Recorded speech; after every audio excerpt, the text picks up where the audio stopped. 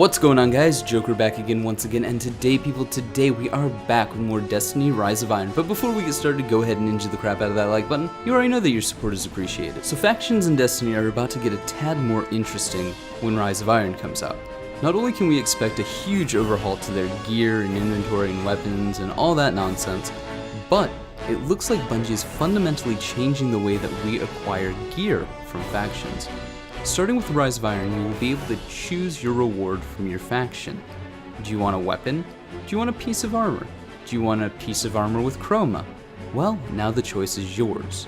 We see the new monarchy screenshot, but I'm going to go ahead and make the bold assumption that this might possibly extend past just the 3 factions that we usually see.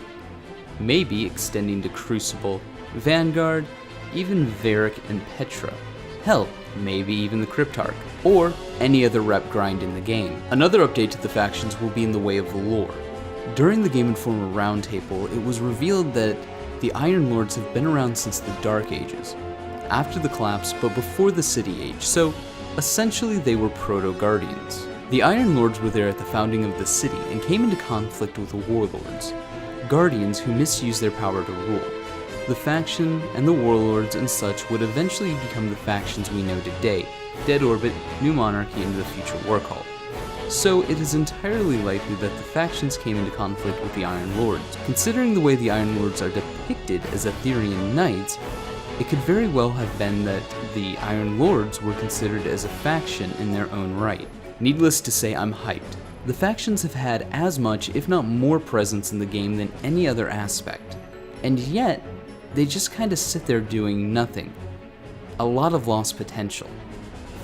Something else we could be seeing is factions brought into the Crucible. Now, this is speculation. However, there's a huge week-long blowout for Rise of Iron's multiplayer.